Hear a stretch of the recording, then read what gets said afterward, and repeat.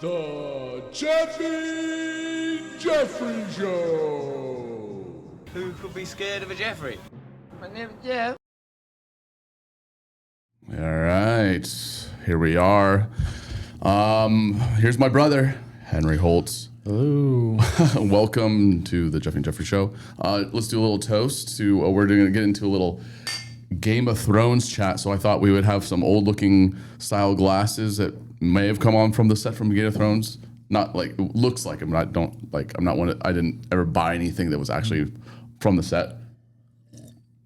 I feel it's most suitable to have some wine with Game of Thrones. So yeah, I just finished season 8. I did all of the seasons. You watched most of season 8 already, right? Yeah, I did watch it. I think I was kind of doing that to troll you or something like that, because I was like, I'm gonna watch this and never watch any of the other Game of Thrones, and yet here we are. Yeah, you were staunch against it. I was like, okay. Yeah, I don't. Well, it wasn't like that I was against it. I'm like, well, that means I'm gonna have nearly 80 episodes, and that means like nearly 80 hours of television I have to watch. Yeah, and I did that within about a month. It was quite easy to binge on that for sure. Yeah, once you're into season 3, you're probably pretty hooked. Yeah. For the rest of it. Yeah, what was like is there a certain episode for you that was like, all right, now I'm hooked? Going back, I mean, I liked all the seasons. Season 1 was really good. Yeah, I mean, they're all building on each other. And did you see like one scene from season 1 where you're like, okay, I'm sold, or did it take you just like the first the first scene because they're dealing with the White Walkers already at the beginning? No, I like the overall story of the whole thing, how it goes. You don't until you read it. I've also listened to the books, so there's that too. So you have read, listened. You actually know the knowledge of the book. Yeah. Did you listen to the book before you watched the show? I watched the show first. To be honest, it's been almost a decade since I've seen it, so I probably watched it all on a blur. Yeah.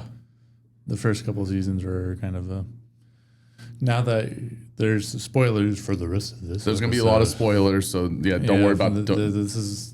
I can talk freely because you've watched the whole season, all seasons. So what were we talking about the first couple seasons? Like how the whole couple seasons, there's parts of it that don't even really matter. Like the whole Rob.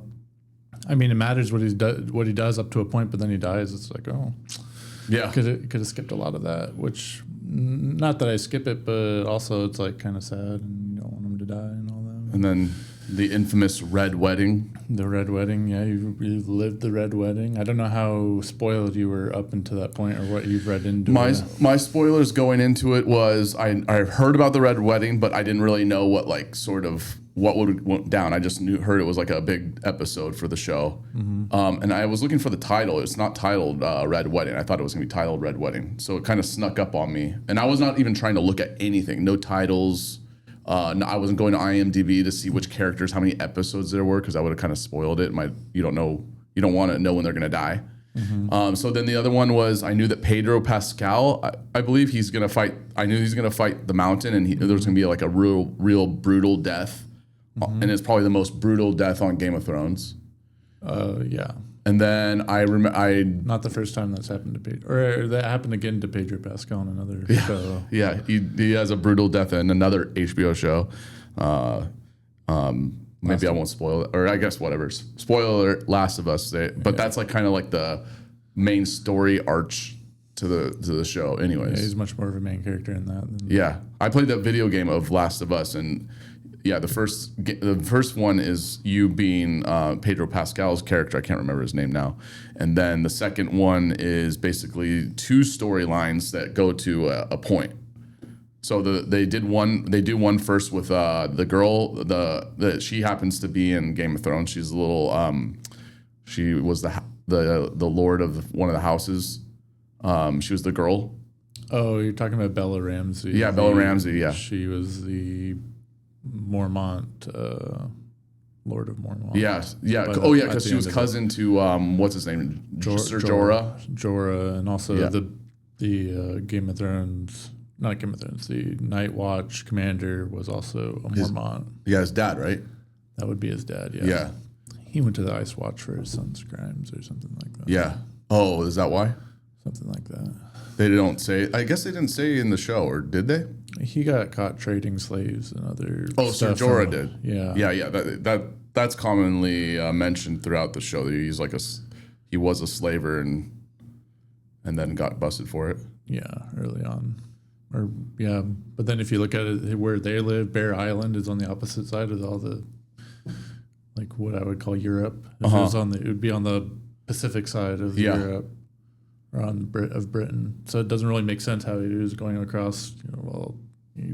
Anyways, I've heard that there's complaints of like how towards like the end of the show where suddenly they're like transporting rather than taking a few weeks or a month to get to places. Yeah, that's one of the big complaints about how every episode they're going from north to south, south to north, and they're just like, oh yeah, the winds are good. Yeah.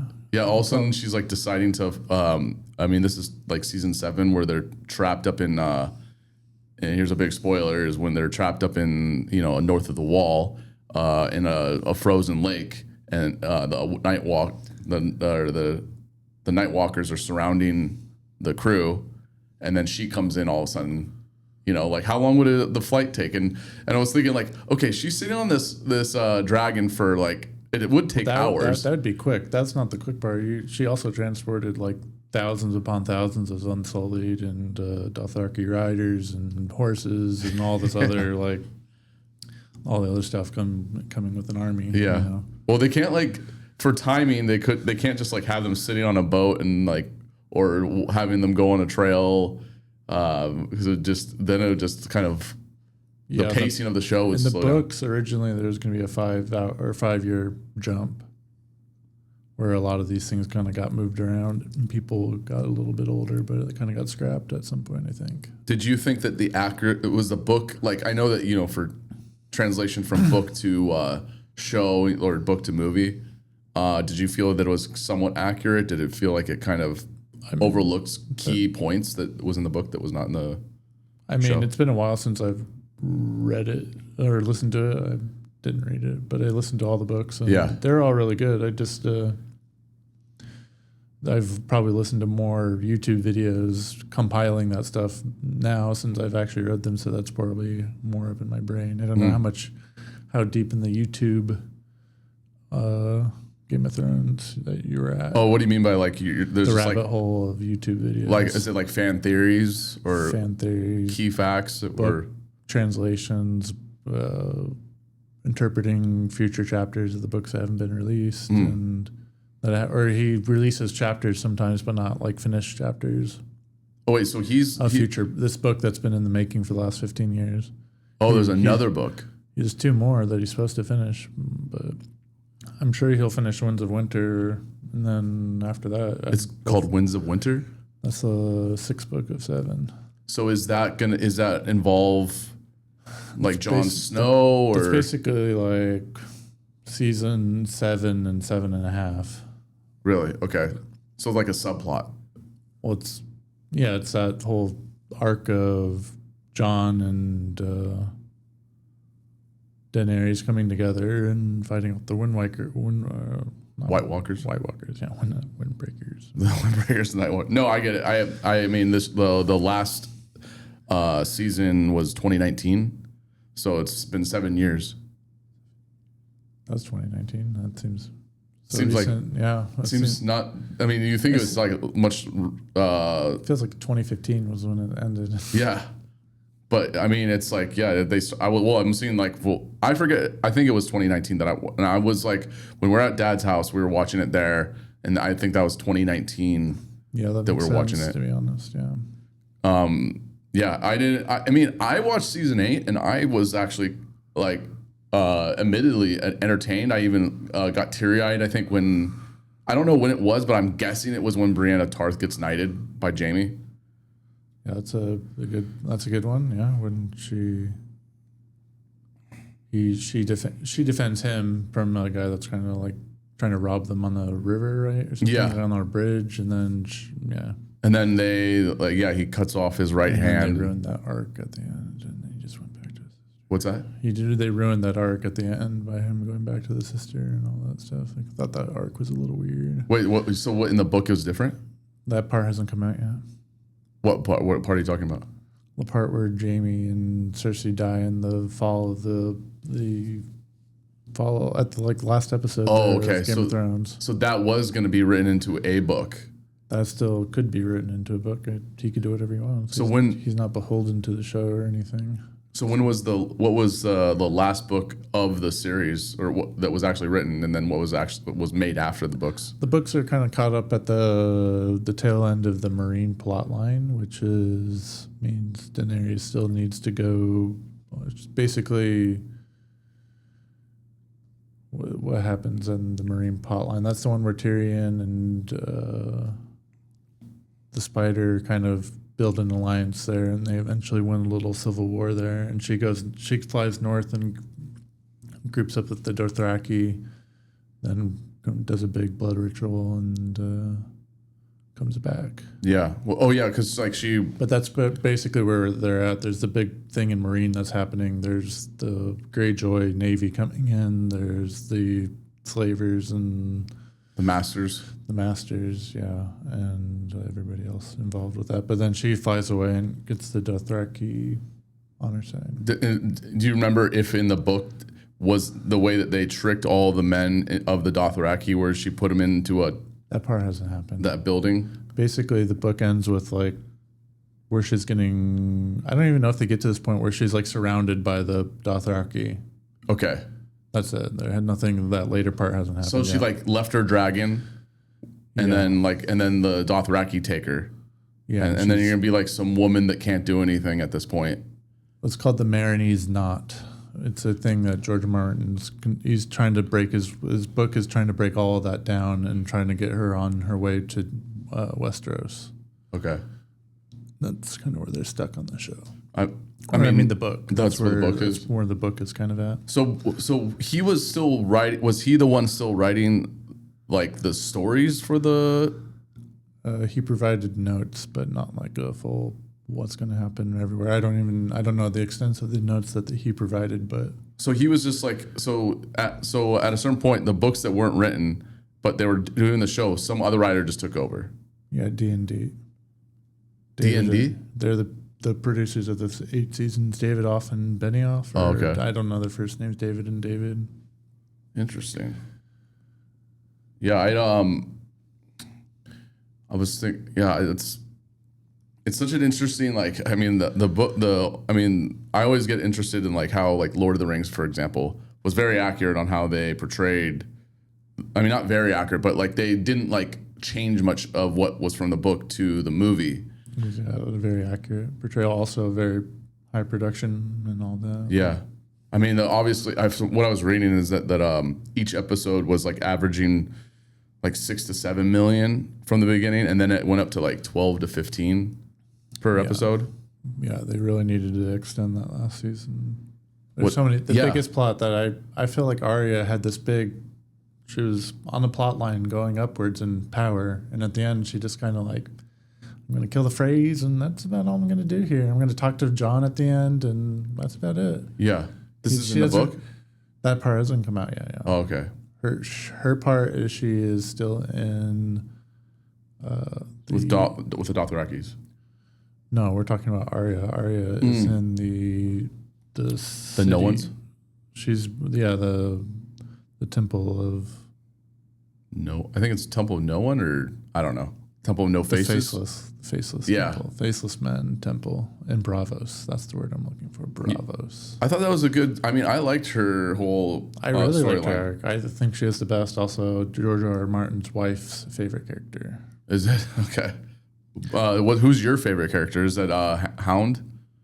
The Hound is up there. He's a great character. The guy from the Hedge Knight or the Knight of the Seven Kingdoms, Sir Duncan. He's a good one. Sir Duncan the Tall. Now I just saw him name himself Sir Duncan the Tall. I've only seen that. I only seen the first episode so far. Yeah, it's a good one. We can talk about that later too. Yeah. Yeah. I thought maybe I guess Hound, because I remember you used his face as your fantasy football icon. Yeah, he had a very gruff face. Yeah. You should have been the Hound. That would have been cool. Is you're just the Hounds. That would be yeah, cool. I had a I forget what your name you had for your fantasy football. yeah, I probably had some meta name. What are your thoughts on Braun? Did you like Braun? I didn't think he was gonna make it till the end in the show. Blackwater. No, he's good. He's a good actor. I like the actor. He's like a rock guy, I think. He's a rock guy? Yeah, he's like in a band. Oh really? Oh, he's actually he's a musician? Band. Yeah. We gotta look that up then. And he dated Cersei for a while, and then they hated each other. Oh, like in real life? They couldn't be in the same set together, basically, No way. during the filming. I heard that that whole scene where she did the walk of shame.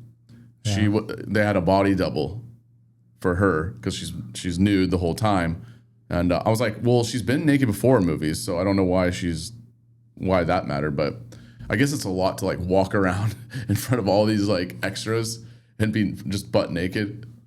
Yeah, those are. I don't know what the actual what they did in the filming compared to what they added on CGI, but Something that was a brutal scene. Yeah, something interesting I read was that I lost my train of thought. They the first ever the pilot was 90% of it was reshot. Yeah. They recasted. Also, they canceled Rome. What do you mean they canceled Rome? Well, I know that they only the lasted. production went from Rome into the Game of Thrones production. They canceled Rome to start Game of Thrones. Do you have any idea why they like thought this is gonna be the show? Was there any like inclination as to why like they think that they could put their money on that? I don't know. It was a good property to adapt, I would assume. Yeah, they were saying like 90% of it was reshot. Daenerys was recasted. Yeah. They didn't know that that Jaime and Cersei were brother and sister, so they had to reshoot a lot of it just because it was so unclear, and there's so many characters right at the beginning. You're like trying to figure out everything, what's going on. But I don't know. For me, it wasn't like that unclear. It's like, okay, I see what the whole plot of this is going to be. It's about the dead coming to kill the living. But then they more excelled on the relationships you liked are the ones like Tyrion and Varys, or the Hound and Arya, or Jon Snow and Sam, or Jon Snow and Gendry, or Jon Snow and just about a lot of people. Yeah, it's the favorite one. Jon Snow and Tyrion, they're all like good. Those are good scenes. So there's a connection that I'm aware of from. Okay, so what's his name? Aemon Targaryen. That's at the wall. Yeah. Spoiler. He dies due to old age, basically. But he mentions someone named Egg, and that Egg is in Night of the Seven Kingdoms. Mm-hmm. So he's not. I mean, I guess you're gonna try. Let's not spoil Night of the Seven Kingdoms. I don't want to spoil that for you. I don't. Okay. But like they do say something about a connection of Egg, so we already that's not something that's spoiled there. Well, we could ask a question: who do you think Egg, the kid, is in the show? He's not. He's not in the OG Game of Thrones, right? This is 100 years before, 70 years before. Oh, okay. I think it's closer to 100. Oh, okay. So they have nothing to do. Is this whole plot, this whole story in Night of the Seven Kingdoms? The only things that are similar are houses and politics and the families and kind of still the same medieval setting. But yeah, I don't know. Do you have a guess who that kid is? Because this is from way back then. Yeah, he could. Well, I'm guessing he had to. I thought he was going to be Aemon Targaryen, but wait, is his name Aegon or Aemon that's in the Game of Thrones? Aemon is in the show. Yeah. And Aemon's he's the maester. Yeah. Who's brother. So, I don't want to say anymore. I was one of my other favorite characters, Davos Seaworth. Yeah, Sir Davos. The relationship between him and a lot of characters were really good. Yeah, I was I'm like, I feel like I could look like him when I'm older. Yeah, he felt like a fatherly figure for everybody, basically. Yeah. I didn't see, like I was saying, I didn't see Bronn making it to the end. I thought for sure, but like I kind of liked the fact that he made it. Yeah. And then what are your thoughts on Tywin Lannister? Because I know he's like kind of like supposed to be considered a villain, but I didn't see him as a villain. I just saw him as like the head of a house trying to ensure Dad a would've future liked for his the family. character. What's that? We should just show Dad a compilation of Tywin scenes, basically. I think he'd like those ones. Why? What's so funny about that? Or what's He's just a interesting about it? very, boss man of the house. Yeah. He's He's the dad. like the CEO dad, yeah. Yeah. Yeah, he was definitely, I didn't see like him dying in like the worst way on a toilet. Yeah, not that part for Dad. Just And my least favorite, speaking of, is Shay. yeah. I mean, obviously it's easy to hate King Joffrey. I probably thought I did hate Ramsay, the bastard Snow, or Bolton more eventually, because he was actually way more evil than Joffrey. Because like he would, like Joffrey just basically murdered, and He's like a more capable version of Joffrey, like a more capable of yeah, but more man. I mean, he's got like another 10 years on the guy, so Yeah. obviously he's going to be a little bit more. yeah, Joffrey just liked to kill. He kill. I remember him killing that one main whore lady. Yeah. And like they just like suddenly just like, all right, we're gonna kill this lady off, and then he riddles her with like arrows from a crossbow or something like that. But I thought that Joffrey wasn't as bad as Ramsay because he tortured, he raped, he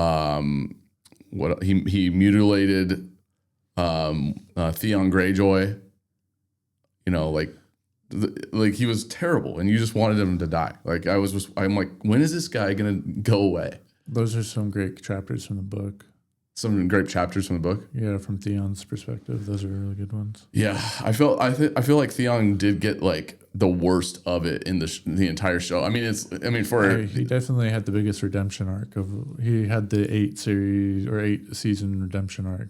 Yeah, he got to be in the whole It's like show. Bubbles from The Wire, if you've ever watched The Wire. I never watched The Wire. Oh, well, there's one guy that basically starts out like a drug addict living on the streets, and by the end he's like cleaned up and doing stuff. He's like the one guy in the whole show that actually improved his life. Everybody else is depressed and upset. I mean, I hear a lot about The Wire. I think that now for me it would be hard because it has like I tried to watch it before. It has like an outdated feel. That stuff I watched it twice through. It was really good. But like, did you watch it closer to when it came out? Maybe the first time, maybe like 2010s. I don't think I watched it till the 2010s. Oh, okay. I think it came out in 2001. Yeah, and it was an HBO show, right? Yeah, it was a really good show. The first 4 seasons, 5th season was bad. Oh, I didn't know. I thought it was like 3 seasons. No, there's one that's about like Idris Elba's gang. The next one's about this like Greek gang that runs through the ports, and then the third one is about like the same characters but this new rising crew. And then the 4th season, which is one of the best, is about the kids that come from. It's like it focuses on these 4 kids and how they eventually become. One becomes like a pusher, or one becomes an addict, one becomes like a gangster, and one like dies. So it's like how they all kind of got in that situation as kids. Really Okay. good. Yeah, who created that show? Do you know if like they did that person that created it go on to usually you get those credentials. David Simon, but I don't really. I can't think of anything else he's done. He did a police show that John Bernthal was in a little bit, but it was. I like John Bernthal. It was only a miniseries, I think. Yeah, I saw John Bernthal once, and he like caught me looking at him, and he like would stare at me for a moment, like it's like looking at the sun. And you're like, because like you like used to live in Venice, and that's where I was. I was like at some Irish bar. But I really would have liked to go up to him and say, dude, I really respect your work and everything. But what show is the name of the one that he's doing, or is like a mini series? It's like Yeah, it was one where he was like a cop. I kind of forget it. It already came out a while ago. Mm-hmm. Came out a couple of years ago. I don't even think I finished it. So do you have like, okay, so back to Game of Thrones. So what are some of your favorite? Because like Shay that I want to bring up was Tyrion's girlfriend. She was also a whore. And I don't mean to like call her a whore, but that's just what they were labeled as in the show. Yeah. She was just annoying. She could have left. She could have left, had a nice life, but she wouldn't leave. It was just like, and she was just annoying in general to me. I don't know why. She was choked by a necklace of hands. Did you notice that? No, I didn't. Because he was the hand. Yeah. Oh, was he like a fit? No, he wasn't the hand anymore because he was sentenced to die, right? Or it could have been from his dad or whatever. Yeah. Oh yeah, because Tywin was the hand. Yeah. He was cheating on her or doing something. But also Tywin was gonna like try to get him free, not kill him. So I don't understand why he was like, I have to come and. Well, it's not like I wonder what his intention was. Like, all right, I can escape, but no, I'm gonna go see what I can do about Tywin. What do you think? Did you think he was going there to kill him, or did he just kind of happen to decide to kill him when he was there? I mean, he found out that he was trying to get him killed, I think, at that point. Well, yeah, I mean, he was like gonna have him sentenced to die, but I thought that Tywin was still gonna find a way, like just send him to the wall. Yeah, that's for the Night's Watch. He's like, oh, yeah, I was going to try to send you to the wall. But then he said something about his mother. He didn't like that bit. And he had the crossbow. Also, he might have been poisoned at that point, Tywin. What do you mean he was poisoned? He had the constipation pretty bad. How do you think that happened? He was getting poisoned at that time. By who? There's a lot of outside conspirators that might have done it. So, but is that mentioned in the book though, like specifically, or is that like a fan theory thing? It's a fan theory, but also there's a lot of indications in the book that there was a really bad smell, like instantly, like a really bad smell, like there was something going on from Tywin's end. Tywin. And that's all written by George R. R. Martin, saying that a funk was coming around. Yeah, like after he got shot, like an instant funk. When he got shot, like he didn't survive that though. Yeah, he died. But when was the smell supposed to be? Right then, that's when he smelt it. When he had the crossbow in his fingers or crossbow in his hands. Oh, so like it was like one of those poisons like the Dornish people would do. Yeah, from Mr. Pedro Pascal. Yeah. Yeah, that was also a messed up way of killing that one person's. I mean, obviously Cersei did the same thing back to her, but like the mom kisses Cersei's daughter and then she dies there, and then she does it to the other daughter in front of the Dornish mom, and she's supposed to watch him die. It's funny, you never even see them after that. You just see one of them. That was one of those plot lines that didn't really make. There's like the whole plot line of Jaime going south that never happens in the books, and the whole plot line was weird. What was the one that he went into the south? I forgot that part. Well, not Pedro Pascal, but he went to the dorm. Jaime Lannister and Bronn went south, and then they got captured by the hot sand snakes.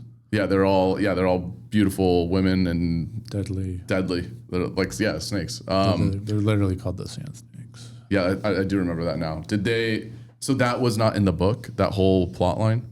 Not that bad, no. Or they haven't gotten to it, but it didn't. It seemed not the best. And also they tried to incorporate it, which they're incorporating a lot. They did well in a lot of houses, but they can only include so much. There's literally like hundreds of houses. There's a House Holt. Is there? Or nice. Hell Holt. Hell Holt? Yeah, it burnt down. Oh. Like in a different war, like 150 years before that. But is that mentioned in those books? It's mentioned somewhere.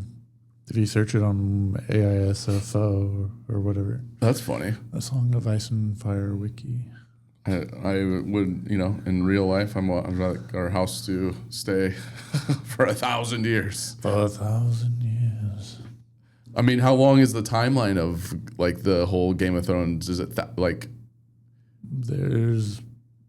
I mean, it's potentially thousands. It's really how far you want to go back.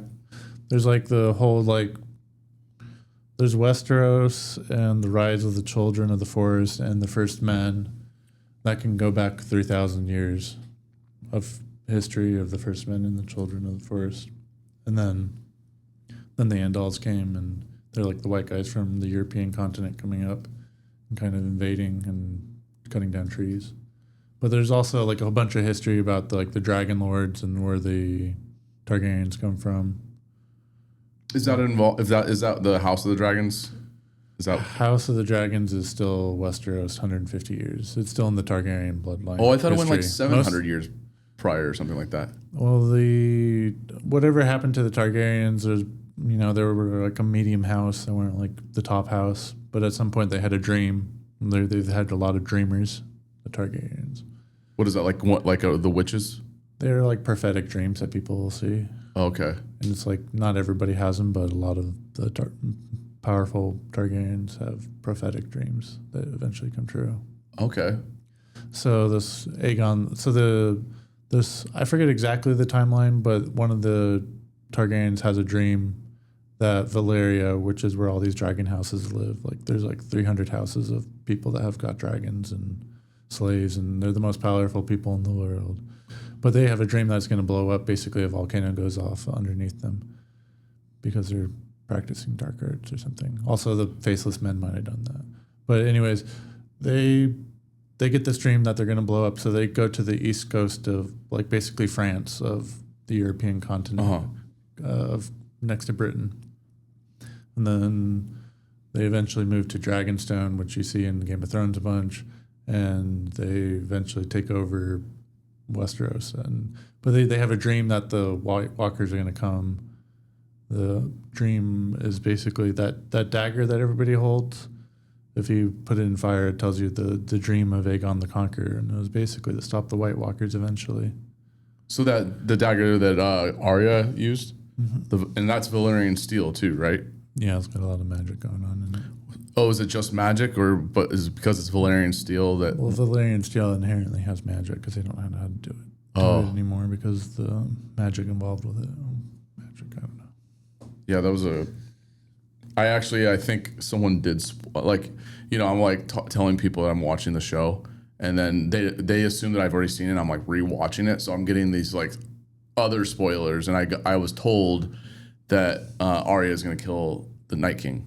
Yeah, that was kind of that whole episode could have been better. They could have taken their time on it, but whatever. I read that it took 55 nights to shoot that episode, which is a lot. Well, they could have just done it in the day. No, I'm just kidding. Well, I mean, I get for visuals, like it did suck because like you have to turn your monitor, your television up to its brightest because it's hard to see.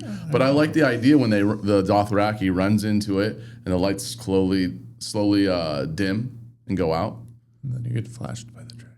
Yeah, I mean, no, it's all good. It was a pretty good scene. I mean, but it could have been better, I feel. But just the ending was like kind of anticlimactic. Yeah, it's always hard to satisfy the fans of any big show or any show for that matter. Any fan of any show, what happens at the end? It's like, but it's a lot of it is about the journey and not the ending. Is that my argument would be? Yeah, it was. I think the books they might incorporate like her journey a little bit better. I felt like they didn't really incorporate her journey in the last season. It kind of seemed like, I guess like I didn't have like too much criticism on the end, but I could see why. Like it seemed like all of a sudden she's just like there was no reason why she just decided to destroy Knights Landing, but she just did it. There was like she just was mad. Like the bells were ringing. We're all right. We're good. We can. The city's conquered. No, she had to decides to destroy it and kill a lot of people doing it. And she didn't somehow like. Meanwhile, she's burning the whole city. Yet somehow the Unsullied don't get killed. I thought that was kind of crazy. Yeah, the whole last scene. Yeah, that could have been done better too. Who knows how? If George has a better ending, or if that was his ending, I was like, maybe I do something else. I mean, they can't do a reshoot of another Game of Thrones. Yeah, well, the show's not going to fix, just like any other show that stopped. I mean, I do appreciate the whole like the mountain and the hound facing off. Do you relate to him because he's also the younger brother? Yeah, and the big face scar I have that nobody sees. No. Yeah. And would that make you the mountain? Yeah. Yeah, but yeah, that's like quite the opposite. You're much bigger than me, so. You got that. They're both really tall. Yeah, they're big, Like big boys. 6'8", 6'6". Yeah, and he's like actually like I think I saw that he's like actually like 6'6" in real life. Well, yeah, Thorm Bjornsson is like 6'8". You're talking about the mountain now too. Mountain, Yeah. He's like naturally 6'8". Yeah, he's massive. And I was reading that he was I remember like because I'm like, oh, where's the mountain? And then like that's the mountain. That's not. And they recasted him 3 times or 2 times. The first one was kind of weird. The main one was the Halfor Bjornsson, World's Strongest. Yeah, Man. and we only got to see him like kind of looking at him like himself for like 1 episode for like a scene. Yeah. And then it's the helmet on, and then he becomes like zombie mountain towards the end, and you don't really it's unrecognizable. Yeah. But you like could only have him. I mean, it was good to have him because he's so big that he like could, fill the screen well as the mountain. He definitely was big. Yeah, he was. Yeah, that was part of the books. That was a good part of the books too. Yeah, I would kind of expect that. I kind of felt bad for Brienne when Jamie is like, I got to go to my sister. He's like, I'm also hateful or whatever he says. That's what he says to her because like she's like, yeah, she's a hateful person. I'm also a hateful person, and then Brienne being like, she's like very dramatic, so like has like a violent cry session as he rides off to go save her, and yeah, I just thought that was kind of such a sad scene. They get stuck on the bottom of the red keep. Yeah, and they don't write that in the book. That part hasn't happened yet. No, that could be the end. Do they ever explain how the wall was built? It always like bothered. Like I would like to see how like they built that. It would have been a cool episode. Because I mean, did you ever see how Saudi Arabia wants to build this 100 mile city? I think it's not going to happen. Oh, that's not going to happen for sure. I don't even think we have enough sources on our planet to even build it. But like that's kind of what it was built in Game of Thrones, where it was like I think it was like a hundreds of miles long wall that was like 700 feet tall. So I was like wondering like how did they build that? It's built by magic. Bran, there's a guy that's like before the Targaryens are over there called Bran the Builder that built a big magic wall up there with weirwood roots. Weirwood roots? The trees. Uh-huh. They basically cohesion with the trees and built a big wall. So like the trees would grow that high and then the ice would build alongside it? Basically that's how it's kind of explained. That was never explained in the show though, I don't think. No. I was like waiting for that explanation. But they never talked about Bran the Builder. He's never been like fully like shown that, at least the shows. He might be mentioned in the books. That's where they get that from. Yeah, that's interesting. I would have liked this. Yeah, I think that would have been a cool episode to see. I thought that was going to happen maybe closer to the end or something, just to see how they do something like that. Is there any like weird meaning to the direwolves? Other than that, the Starks are kind of connected to like old school magic and not this, which is like warging and the whole story that's going into the next book, because the books left off with Jon Snow dying, not being resurrected. Yeah. So the story goes that the prologue is going to be, or there's going to be a chapter at least of just the ghost, the wolf, where Jon is inside the wolf while his body is being mended to. That's what I heard. Someone told me, because I knew that he died, but I thought he was going to come back as a wolf, and that's what I was He might have been like basically he was seeing through the wolf, or he has what they call quote unquote a wolf dream, but it's like really a real dream, like him actually being a wolf. But it might feel like a dream. What's the whole theory behind Bran? Do you think he deliberately wanted to be king? Yeah, that's kind of weird. That the books definitely haven't gotten to that point. So yeah, because like in the end, he's like, "Why do you think I came all this way?" Well, he's basically got so much power at this point. He's like seriously leveled up in power at that point, because he can see through trees and spy on people, and he's like Blood Raven's a pretty big character in the last 100 years, at least in influencing stuff. Who's Blood Raven? He's a brother of or like a bastard brother of Aegon. Aegon the Fifth. Yeah. So when it was kind of funny too when he was doing the training, but it didn't seem like they were doing training. He was just walking around with them in the past. When he was training with the three-eyed raven, to become the next three-eyed raven, I didn't really see what the training was all about. He just had to see visions, basically. I mean, we can go into our game. I've kind of got something related to this. Okay, let's do the game then. Okay, the game's going to be, I'm going to tell you a theory, and you're going to guess what it is. Okay. By just the name of the theory. And I'll start with a little bit easy and more... Maybe you have this all memorized, huh? Well, these are all pretty big ones. If you've seen the YouTubes, you might have seen these, so who knows? You haven't been screened. I didn't want to tell you to, and then you might watch them.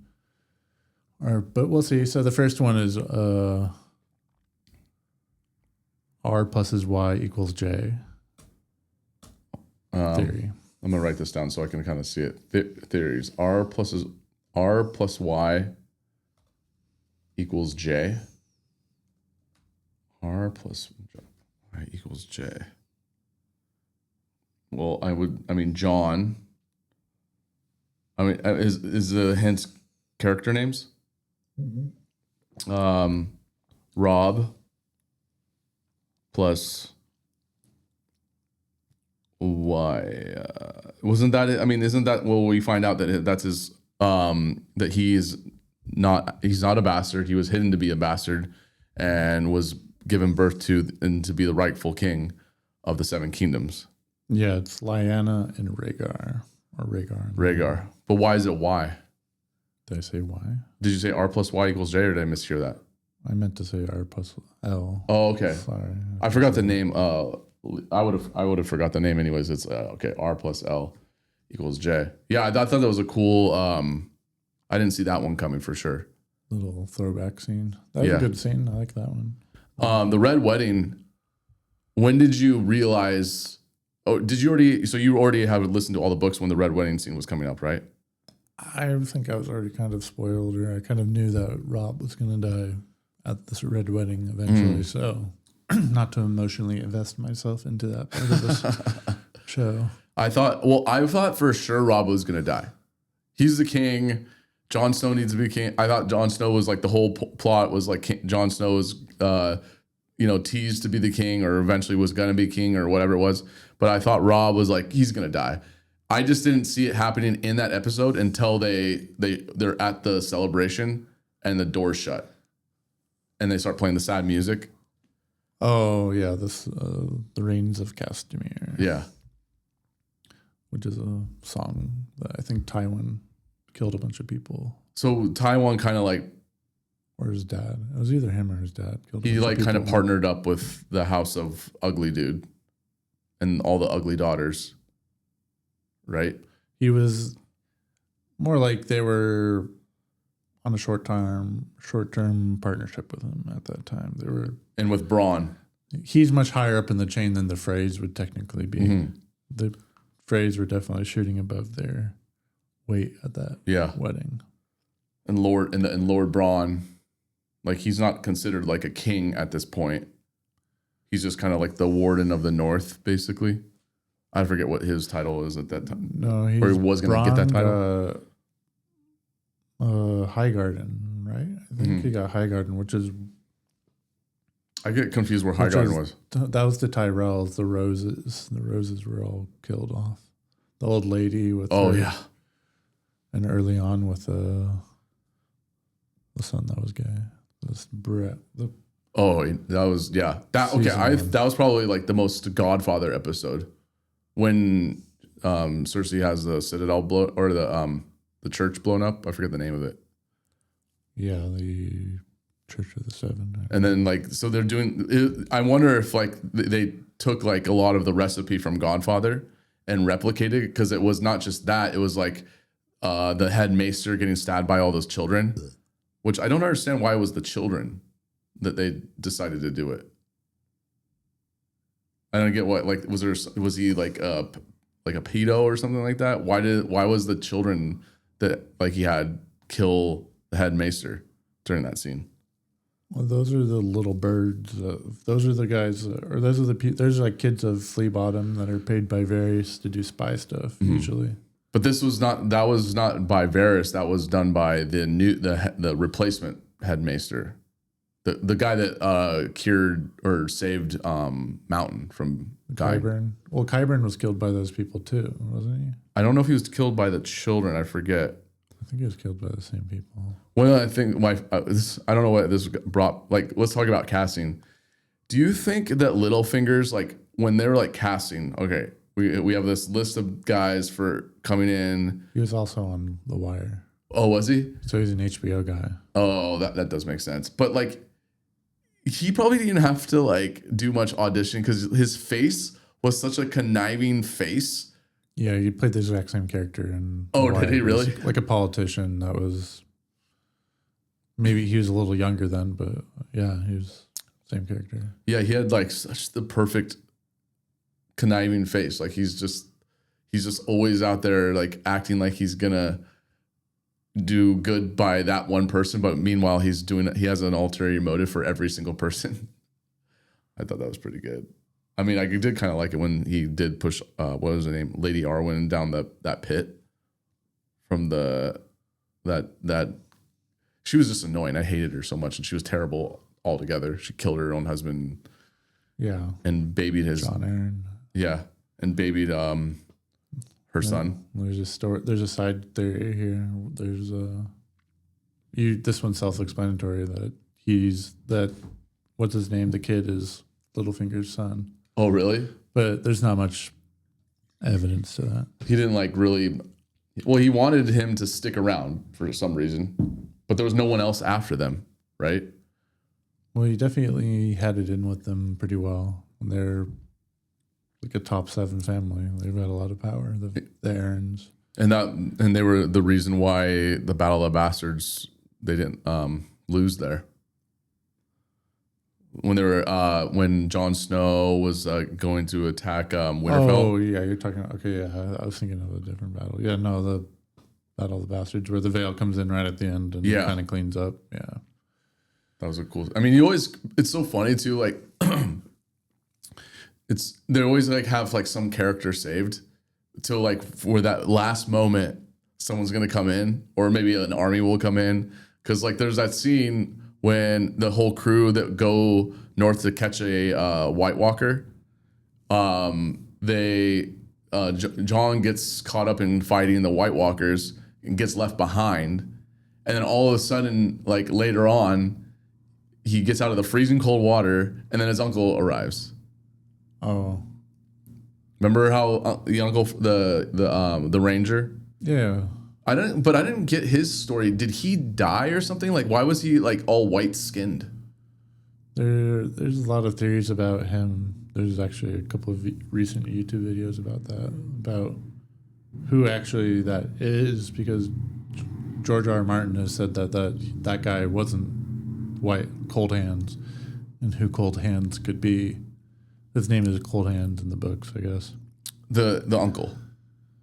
That's when he becomes the White Walker guy. That's Cold Hands, and Cold Hands is a separate character than the uncle. Benjen Stark is a different character. They said they're not the same character. That's what George said. But in the book, in the show, they made him that character, so that's who he is. But there's theories that it could be even Sir Duncan. I mean, this is not even a spoiler for anything, because it's not even confirmed. That it's like a theory. A theory that Sir Duncan the Tall is Cold Hands, because I talked about Bloodraven earlier. Basically, later on, in like maybe 10 seasons from now, and so I'm not spoiling anything on 7 Kingdoms, Bloodraven gets exiled up north, and with like 200 of his close army guys, and then he pretty much leaves the Night Watch, I think, after that or something like that. But he goes up north, and he's like exiled. Interesting. And that's when he becomes closer to the tree or wherever he is in the. But okay, yeah. Theory number 2. What is the Maester conspiracy? What is the Maester conspiracy? I mean, that's such a broad question. What are they conspiring? What would they be conspiring? Like, I mean, there's maesters of all different. I mean, maybe there's like some sense of control for all the kingdoms. That's true. Yeah. Because what I don't get is they would. Okay, there's that one city that had the House of Iron, right? Like they're basically the IRS, right? Or no, like they're like the High Tower. What's that? The High Tower, where all the maesters learn, where Sam learned how to be Yeah, a but what maester. city is that in? That's in Old Town.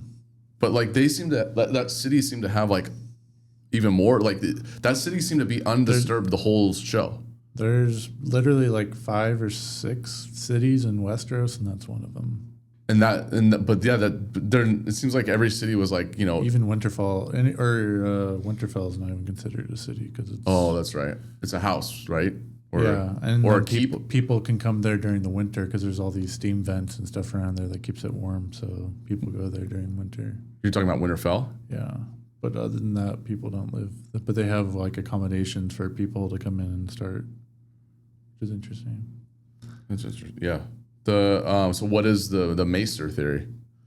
The Maesters are kind of conspiring against the Targaryens and basically magic in general. If you think about it, they control all the birds that send messages. They control how to read, who's reading what. So they have a lot of.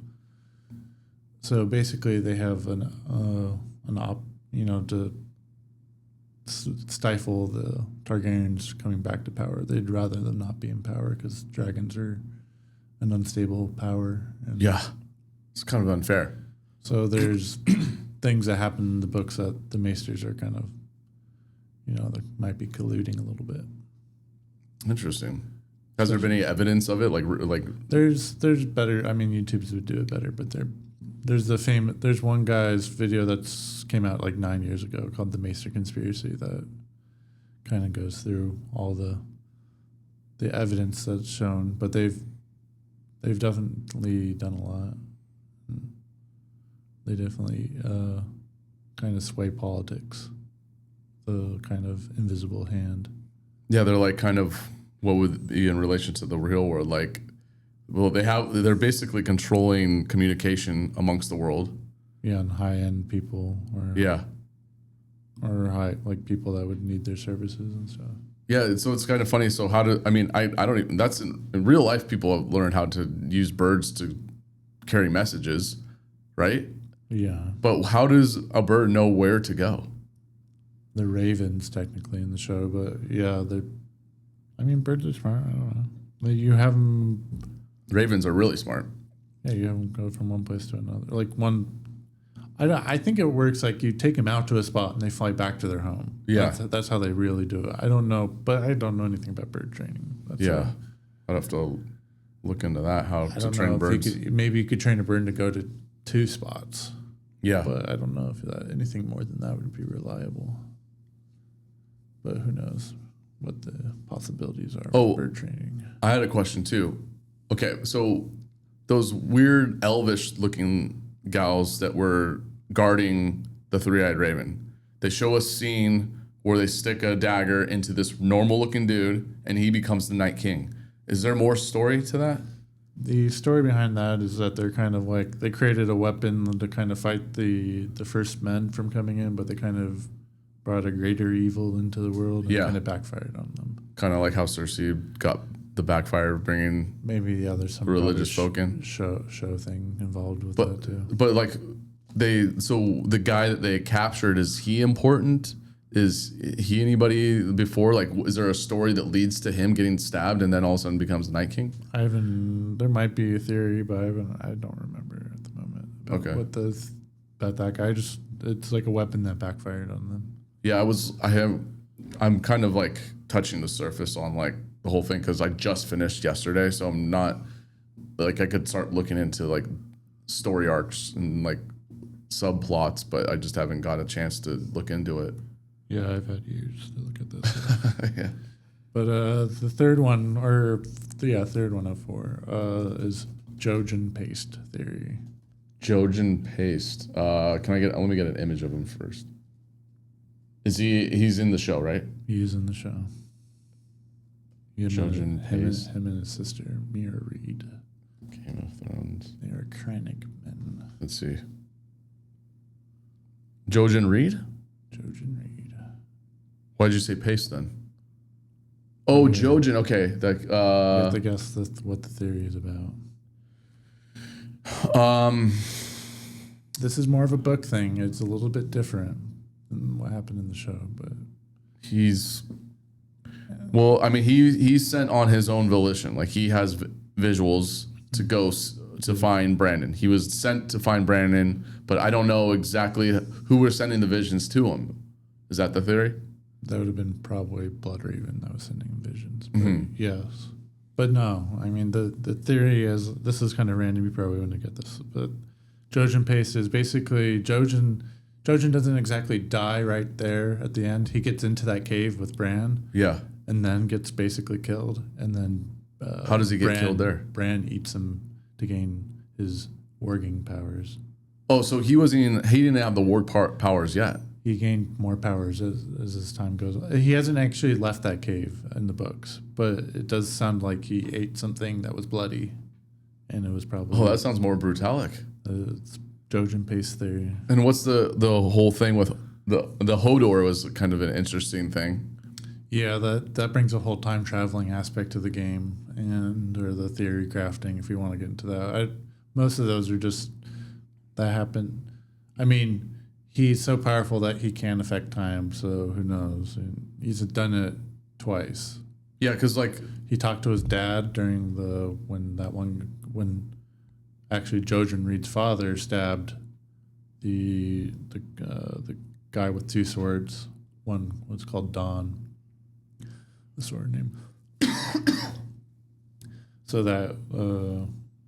So he kind of whispered something to his dad, like, and he heard something, but I think that's about it. Ned heard something. Well, there's later on there, or before that, there was the whole Hodor thing. Yeah, in the show, there's a scene where Ned's gonna go walk up to the castle where Lyanna Lyanna is, and she's dying of pregnancy of Jon. And he like looks back, and then there's another scene though where he almost like goes into... That's Ned Stark. Oh yeah, that's like first season Ned Stark when he's actually alive in the show. He hears some rustling of the wind. Oh, I know what I'm talking about. When Bran is hanging out with the three-eyed raven, they go into the past and they see the castle, but he wants to know what's up in that tower castle thing, and then Ned's about to walk up to it. But then Brandon like yells out something, and then Ned looks back. Yeah, that's the spot I'm talking about. There where he kind of did something time traveling. And then he was also the one that did like he warged, like he also like went into I forget Odor's actual name because you find out that's not his name. He's saying hold the door, and then he like kind of goes hold door. Like that was like kind of a trip. I thought that was a kind of a cool, like, oh, that's why he saw his death, basically. He saw his last moments in Westeros. Yeah. Yeah, that was a tough scene. He was a good character for Bran. Yeah. Yeah, because, like, you use that guy's strength and go full Master Blaster and use his strength to become, like, a smart, wise, superhuman. Basically. Then Bran left Mira too at the end. Never shown again. Oh yeah, he's just like, oh, thanks. That's it. And that's it. And she's like, that's it? That's all you have to say? And he's like, I'm not really him anymore. But then he was like acting like he was him some other times though. He's like, I know I'm the three-eyed raven, but I don't know. I thought that was kind of odd that he was just like, yeah, whatever. He should have been nicer and said, you did so well. Blah blah blah. He could have said a few more words. He's supposed to be wise now. Yeah, but I guess it doesn't matter because time. Their family, the Reeds, they have a cool castle that nobody's really knows about, except maybe Ned Stark knew about it. But it's on boats and it floats around in a swamp and nobody can find it. Oh, that's cool. Hidden in the fog. The castle. I mean, I'm hearing that they're doing a movie. Yeah, the Aegon movie. Maybe a 3-piece Aegon movie. I don't know. It'd probably include most of the Valyrian dream into the conquest. So it would have anything to do with the OG got? No. Maybe like a vision. They showed in House of the Dragon. They showed a vision of Daenerys birthing her dragons. But there's like, I mean, they leave it where Jon goes off to the north of the wall with the wildlings, and it's kind of funny.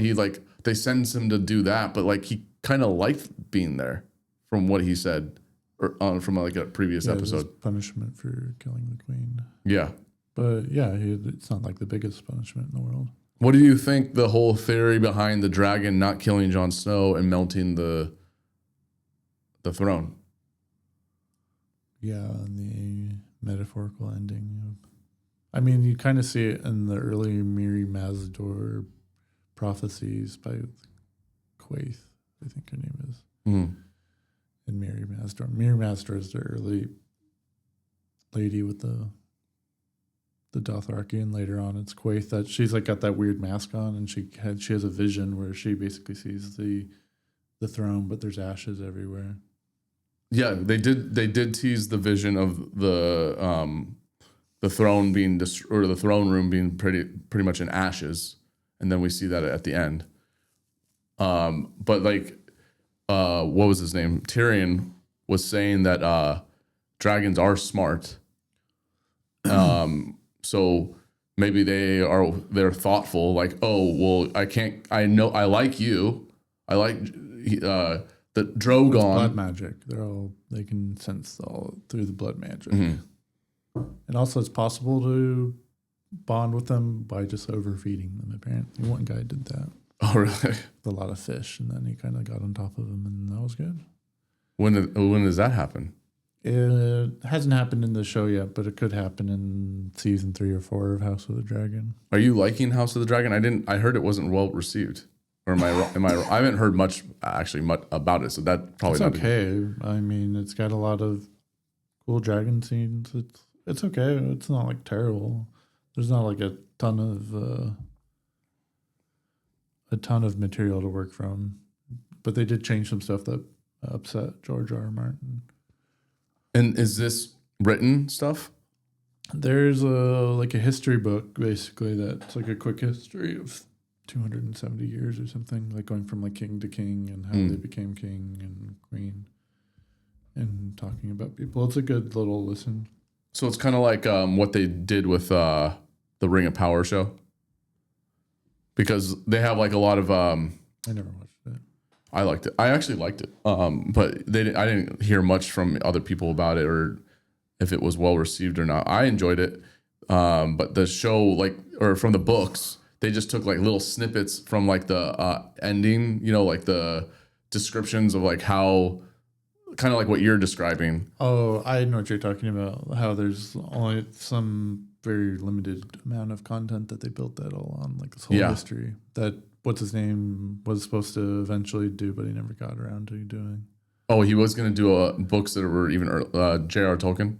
He was he was scrapping, or he was like, putting it together maybe, but maybe he's like, this isn't a good idea, and stopped pursuing that idea. I'm trying to convince Dad. But that stuff still exists, or he still left it for his kids to look over or whatever, so they can take whatever he wrote. You're talking about Tolkien? Tolkien, yeah. I mean, do whatever. If they've got the IP, make something cool. I mean, the kids are definitely cashing in. And what the show cost, like $700 million. Oh, yeah, that show's insane. I never even watched it. But yeah, they spent a lot of money for the rights of it. I mean, it's kind of funny. Speaking of Bezos, like, one of your favorite shows was not revived, but continued. Yeah. The Expanse. Which was okay, but... Oh, I thought you really liked that show. I liked that show. I would say the best sci-fi is the first season and a half of The Expanse. That's the best arc by far. And followed by the second best is the plot for the next season from 1.5 to 2.5. Mm-hmm. After that, I would say the second half of the third season's okay. But once it went to Amazon, honestly, the seasons didn't really do it for me. Those are they kind of ruined the best book for me. Like my favorite book, they didn't really adapt it how I had it in my head. Oh, at least you watched it, and I don't expect you to remember much of it. But there's a part where they attack Earth, and in the show it felt like a cloudy afternoon, but in the books it felt like nighttime, but during the daytime, and that kind of never was really realized in the show. Yeah, they hurled like asteroids at the. Yeah. I remember that. So West Chatton gets in the bottom of a prison. So the whole scene is him being set up where he's at the bottom of a prison. He breaks out with his friend Peaches. They ride bikes with guns during they get out and they're like, oh, look at the sun, or look at the moon, and they're like, no, that's the sun. It's just so dark out. They never really did that part. So they go on some sort of like Walking Dead, but there's no zombies, but like survivor journey to make it to like New Jersey or whatever. Or in this rich island, and then they eventually like fix a rocket, and they take a rocket and they get back out of Earth. So they did that, but they didn't really put the whole, like in my head, the Walking Dead survival, like them trying to make it there. Like Yeah. that was like a big part of the book. That felt like a big part of it, like a bigger part of it than they made it. Okay. It was just like one scene, and they're like, fine, they're already there. There wasn't that was my favorite part of the books, and they kind of didn't do a great job on it. But other than that, I mean, it's all, and I haven't watched it once. Or I watched it the one time, and I haven't rewatched it. Oh, I thought compared to the first season, which I probably rewatched 4 or 5 times. Oh, I thought you would watch the episode and then you'd watch it again like the next day or something like that. I was doing that for a while when it was sci-fi. But then it was all coming out all at once, and that kind of ruined it for me too, where it wasn't like a weekly. Yeah. What are your thoughts on, do you prefer to have shows be released weekly rather than just one season unloaded? Probably the weekly builds more hype. I don't know. I probably can go either way. Yeah, you can like resonate with the episode. You can build the excitement. You can wait till, and everybody has that ritual Sunday evening, sit down, watch that show. There's something all about that, yeah. But I mean, having shows dropped, are fun to watch too. That's how I go into most shows. We watched a show called Alone, which was like surviving in like Alaska, Alaska when it's going from like autumn to winter. Mm-hmm. That's a reality show though, right? Yeah. We watched a season of that. Isn't that where they have to like record themselves? Yeah. Yeah, I've heard of that. I've never got around to watching it, but I heard that's pretty insane to like have them be recording themselves, and they're their own producer of the show in a way. Yeah, there's that. There's one guy that was like had a Matthew McConaughey he would normally talk normal, but then sometimes he'd really bring it on with the Matthew McConaughey kind of draw, and kind of like he would do like random stories or dances and put stuff together. But these guys were catching a lot of big fish, like 40-inch fish, like every 3 days. And the guy that won, I feel like he was like an Alaskan guy. I think he might have had a little bit of an advantage. What is the whole how do you win? I didn't know that it was even a game. I thought it was just people sent out and they just show them living through. No, it's who can last the longest. You tap out. You can tap out at any time? You can tap out at any time. 3 guys made it. One lady made it, I think, 30 days or maybe 40 days. And then the guys made it to about day 80. One guy was like day 70, and then the other 2 were like day 80. And then the last guy didn't tap out, so he wasn't. What does day 70 look like to a guy that taps out? Is it just all his resources gone, can't get any new food? And also it's getting more snowy, and the daytime, the part that gets crazy is the daytime gets less and less. Like you get there and it's like full days, 7 a.m. till 10, but every day you're losing like 10 to 15 minutes. And just yeah, I know. Alaska can be a full night. By the end, the last couple of weeks, there's like, yeah, it's light out. It's 11 a.m. It's going to be dark at about 2 p.m. Just going to be out for a little bit. But isn't that unfair? Like, wait, do they all at the same time get sent to various locations of Alaska?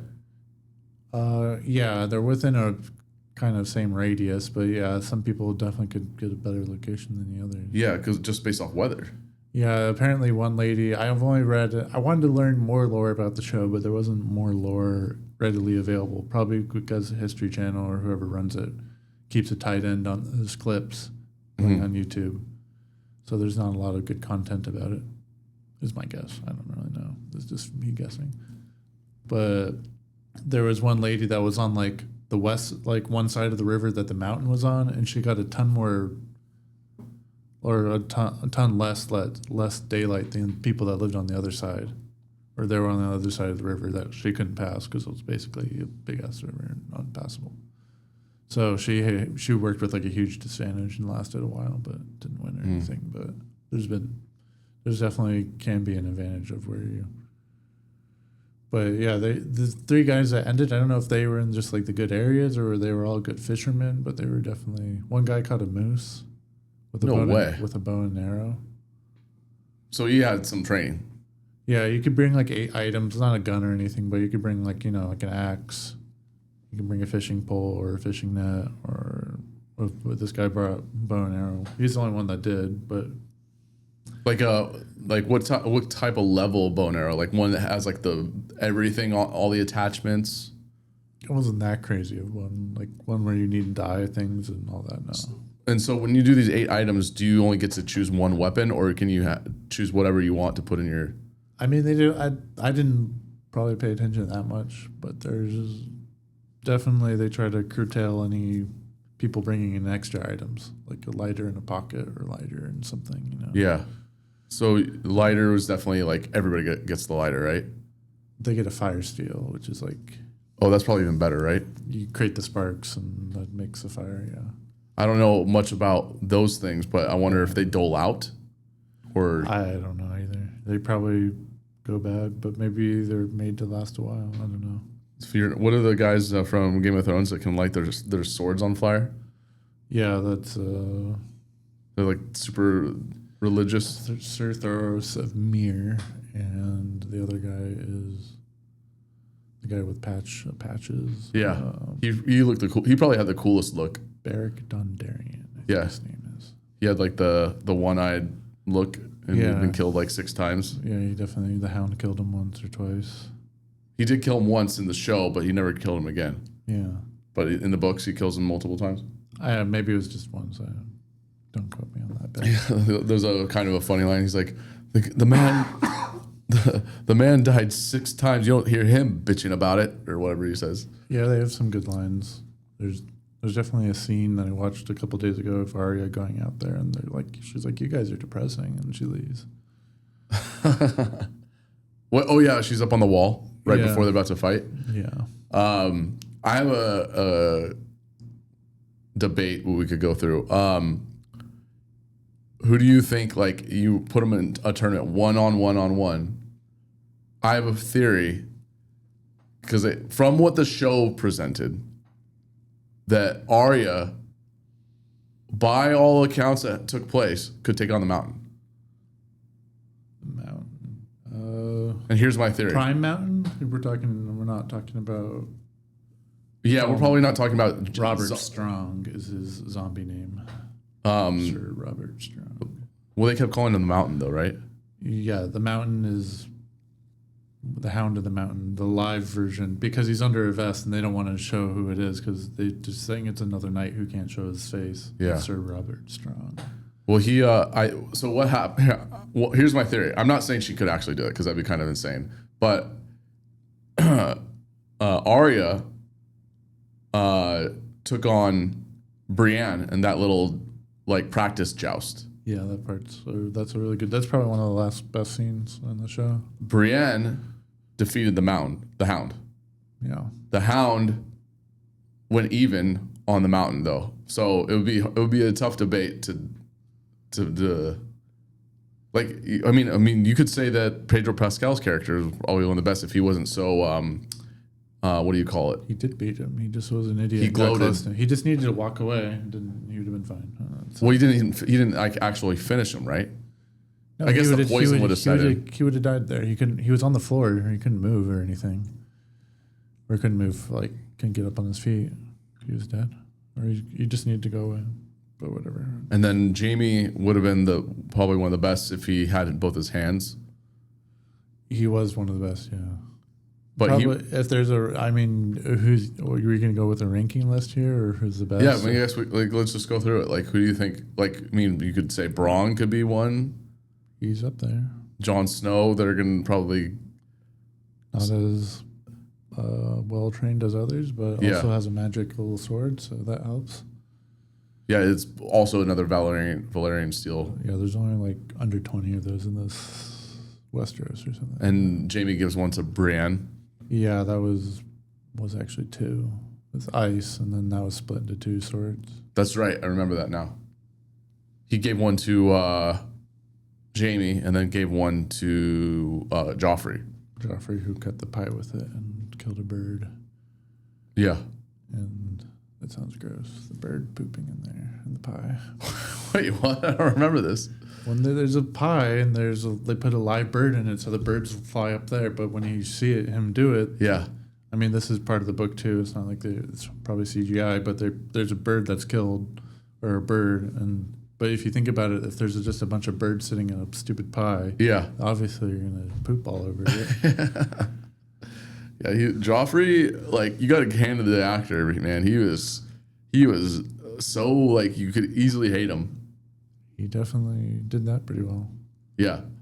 He just didn't seem that he was interested in was being hateful and just sticking it to Sansa, poor Sansa. I think she turned out well at the end. I mean, that was a fucked up scene where Ramsay on the wedding night makes Theon watch them have sex, and it wasn't like she was enjoying that part, and it's terrible. But I mean, that's all that comes with the Game of Thrones territory. Yeah. Yeah, the show was. I mean, overall, I really did enjoy the show. I mean, going to like season 7, I heard that like even season 7 wasn't great, but like season 6 did end tremendously. It was like a Godfather style. There's a lot of, good seasons with good episodes. Yeah. So those later ones did definitely have some good episodes. I don't know. I mean, I'm hearing people that would sit and watch the show again, but I don't know if I could do that. I mean, obviously, I'm just fresh off watching it. It would probably be like 10 years from now if I were to decide to. Any rewatch, I usually make it to the first season, and then I kind of end at the end of the first season. I think I've done that twice, but I was thinking about doing it for this podcast, but I never. I was like, I'll just show up. I don't need to. I mean, what are you gonna watch? Like, can't watch them all before you see me. Don't challenge me with. I mean, that's like it's like 2 weeks of work. It's 80 hours, almost. I could, yeah. That's why I didn't even start and didn't even do one thing. So yeah, I mean, other than look up the theories or which theories, because I had the idea of the 3 I wanted, and I tried to find the 4th one. Yeah. Do you want the 4th one? Yeah, let's go. It's Lemongate. This is the most random by far of all of the 3. The first 3 are very popular. One's guaranteed. The other 2 are more like the overarching. Well, what was the Maester's goal? Maester's wanted to kill off dragons and stop magic. Got you. Okay. They think it's an unpredictable power that they can't really. But what is Varys then? Is he just the Lord? Like, what's his role again? He's an advisor? Spy master. But like that's like kind of like the role that they delegate in the each kingdom, right? Everybody needs an information guy. He's basically like an information guy. Outside of the maesters are more like knowledge. Yeah, he's like the information guy. He basically pays a lot of people. I saw Varys like with like facial hair. I'm like, oh, that's what he looks like. He looks normal. Oh, here's a random theory, but he cuts his hair because he's actually a Blackfire Targaryen and doesn't want people to see his hair. Oh, really? Okay. But that's never confirmed or denied or anything. I mean, they do really emphasize castration in the show. I mean, they go through every. But then someone was doing that for magic too, so maybe he had magic blood, and then he does the hair too. So there's a couple different things. So his was like literally his vice was information. He had no vices. Like they talk about it in like during the show, where he's like, you never like to have sex. You didn't have like men or women. Power. He didn't like to drink. Power. It was power. I think it was knowledge, information, power, soft power. Power that like the invisible hand you don't know about. So what's the Lemongate one? Lemongate is a Daenerys Targaryen theory that she would sit when she was a kid. She would see a lemon tree outside, And the thing about where she was, Bravos, there's no lemon trees. So the thought is the lemon trees are synonymous with Dorne. So she actually spent her whole childhood in Dorne. Okay. That's Lemon Gate, basically. Oh, Lemon Gate. I got it. Okay. That's interesting. I wonder if the actress that got removed from the show was replaced. I wonder how she feels about the whole deal. Because the show, she's still working. I looked her up. She's still working. But man, getting that Game of Thrones money, getting the what do you call it? When it goes into that circulation. I can't think of the word right now. Syndication. Yeah. But it's probably all different now. It's not like it was where your commercial is running and. Yeah, I don't know. Maybe it can't go into syndication because it is owned specifically by HBO, unless they sell it off to other channels. I doubt they'll ever do that. No, they want the IP. That's like their only good IP. That's like the best IP they got going right now. They're gonna do Harry Sopranos. Potter. You don't think Sopranos is a good one? Well, Sopranos is a great one, but they're not gonna build on Sopranos. Sopranos is. I mean, they did the prequel movie. Mm-hmm. I don't see them doing too much more in the Sopranos universe. So. Yeah, I'm talking about like active properties. Oh, okay. Some stuff they're developing, like Star Wars or Marvel or these giants that other shows other people have. Gosling. Speaking of Star Wars, Gosling's got this new sci-fi movie coming out. I believe I've listened to the book and it was a female lead, but it's a good book. He's pretty too. Yeah. I heard, I could be totally wrong. I might have just headline read it or something, or read a blurb about if this movie does well and it's getting good ratings, if that movie does well, it will be a good kind of boost for when he does the next Star Wars movie, which is supposed to be like kind of like a different storyline altogether in the Star Wars universe. Yeah, that's a whole different story to talk about where Star Wars goes. And yeah, what was I going to say? I mean, which guy? Ryan Gosling. Oh yeah, Project Hail Mary. Yeah, the books were. I liked its realistic approach to it. Everything. Nothing really. It's not like sci-fi that. Kind of what makes The Expanse good is that 99% of the science is makes sense. They don't like go into like weirdo science like right off the bat. It's mostly built around actual science, physics, and all that stuff. Yeah, and then they kind of get into more like portals and more magic-y stuff. Yeah, but like we have like they built a world based around physics and normal stuff, and that's what I feel like Project Hail Mary. Not to give you any spoilers, all of that I remember that it's on the moon. It's mostly just on the moon.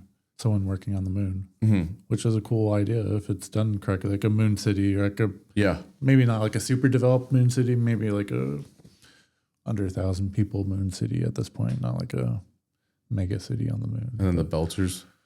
Yeah, no Belters at this point. This is early built. This is pre-Belters. Wait, you're still talking about Expanse or what? No, I was talking about Hail Mary. It was basically the Hail Mary was a book based on basically this person working on the moon. Oh, okay. It's kind of built around real physics on the moon, but him working on the moon and stuff going on. So that adaptation of that part, hopefully it's cool. That's what I remember. The fact that it was a guy as the main character. Did you ever see the movie Moon? No. But this is the same guy that did the other Mars movie with Matt Damon. It's the same writer. I think I saw something about that, yeah. I forget the name of the writer, but I did listen to it. But it came out like a decade ago or something, so it's been a while since I've... Well, The Martian was a good movie. Martian, that was So I can imagine that this movie will... Because like The Martian had a lot of like Andy Weir? Is that it? Well, I know that the director's the alien guy. I always forget his name. The director is... what's his freaking name? Ridley Scott. Yeah. And then the writers Drew Goddard and Andy Weir. So you're right. Andy Weir, yeah. So Andy Weir is the one that is doing Project Hail Mary. Is he directing it or did he just write it? And is he like a screenplay? Is he a screen adapter? I don't know if he's adapting his books, but I'm pretty sure they're his books. He's also writes a book and then they're like he's George R. R. Martin, like he's an author and then they take his books. They're adapting it, I think. Adapting it, okay. Yeah. yeah, I look forward to seeing this because it looks like a movie that would be fun to see in theater. There's not many of those that I see worth my time to go see that has like a unique story. Or Game of Thrones, I was doing that. Or there's a 7 Nights Kingdom, or the Night of the Seven Kingdoms. Night of the Seven Kingdoms. That one I was watching, dark with the light out. Oh yeah. I mean, you got a 10-inch bigger screen than I do. And do you ever have the problem when it's dark that like it kind of like has a weird cloudy look, like the resolution kind of fades? Or maybe I just have a shithole TV. I don't know. I don't. Because sometimes it will look really good, but sometimes when it like there's night shots when it's mostly dark, it gets this like cloudy, pixelated look on it. I don't know. You didn't get a UHD, right? You got one of the higher ones, like did you get an OLED or something like that? Yeah, those are what better. Yeah, I just went the cheaper route, but I still like. I mean, from what I see, like if you just get like if it's well shot enough, the TV does work quite well. It's just I should probably have stepped it up. I could probably take this one and move this one in here because this one's getting old. But then it doesn't fit because like this. I don't like having the TV bigger than the table. That's like the one thing I don't really enjoy. That was annoying at the start of that TV. Finding an appropriate. I think you bought the same. I did. Because, yeah. Yours like barely fits though, right? Yeah, it's. I couldn't find anything even. I wanted something even wider. I was looking for something wider. I could not find it for the life of me. I kept looking and looking because I really liked your unit and I was like, okay, I'll probably just get that. But I was like looking for something just a little bit longer, but they're not easy to find. No. I don't know. I found it online eventually. I don't know how. I kept on looking and looking for something bigger and bigger and then eventually I got the stand to work, so it doesn't really matter. Have you seen, like, does it look like it's warping a little bit from the weight? Wow, that worried me a lot at the start, but it's held up this long. I don't know. The cats haven't tried knocking your television down? They've gone behind it, in front of it. I mean, I've tapped it before, but it's on a swivel, so it'll swivel and take that energy in a swivel rather than falling over. It's kind of crazy how it will hang off just the swivel. Like this one's not a big deal, but I mean, for that one even is pretty like interesting how it can hang off of a little stand. Yeah, the stand is definitely held up for such a heavy TV. Yeah. Because nailing stuff in the wall, that scared me. That seemed too permanent or too jarring to the wall or something eventually. And for my opinion, I hate seeing exposed wires. I think it's just kind of ugly to look at. So it's nice to have like the little stand and then the wires hide conveniently behind it. For sure. Yeah, no, I guess it's difficult to do that stuff. Just like putting new wires into it. How are your cats doing? Cats they're great. Are they?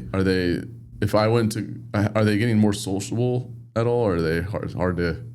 I mean, approach them. Okay, the baby cat, anybody that comes inside, she'll hide for 3 to 4 minutes. Uh-huh. Even if I come home, Diane comes home, it takes her a little bit just to come out and start doing her normal stuff. So I know that one time she kind of ran away, but that's kind of her typical thing when anybody comes home is hide for a minute. Then usually Cyrus is very easy to approach most of the time. But he's kind of like not. Well, every time I've approached that cat, he doesn't seem interested. Cyrus? I mean, yeah, he doesn't. I mean, that's how all cats are until maybe later on. But he definitely, once you pick him up and you give him attention, he seems to like it. And he gives us a very happy face. Mm-hmm. And the girl, she likes it too. She gets very excited for bed most of the time. She likes to suckle on the blanket, which is funny, but apparently that's a normal cat behavior. So you have the cat sleep with you in bed with you? Yeah, I mean Cyrus doesn't. He kind of sleeps where he wants, and not usually in the bed, but sometimes the baby cat, yeah, she likes to be in the bed with. They like to sleep on top of Diane. I sleep on my side, so I don't think I'm the best place to sleep. Although they'll sleep on my legs or something. Mm. They were fighting last night. Do you have to like step in? That's right. Do you still have to keep them separated? We used to, not anymore, but definitely last night was not the best night. I went to bed way too late. It was like 12:30, and so by the time we're actually like in sleep, it's like 1:00. And they're fighting. And then they fought for like another 45 minutes or 30 minutes. Oh no! Which usually they're pretty chill, but sometimes they take a nap and now they're up. And They're fighting on the bed. no, they're fighting on the floor, like rolling around on the floor. Like the tiny one will attack a big guy. He'll be there sleeping, and he'll come up, and she'll come up and try to tackle him. I haven't seen the kitten full grown. Is it as big as Cyrus? And what's the name of the second one now? Salem. Salem. She's still tiny. She's still probably half the size of Cyrus, or maybe 60%, 66%. She's getting bigger though. She's not. She's probably doubled in size since we got her. Have you got any like weird, crazy toys for the cats recently? I don't know if you've seen the picture, or I showed it to Dad. I guess I haven't showed it to you, but it's like imagine like a racing track, how the dogs follow like a little robot that goes around. Yeah.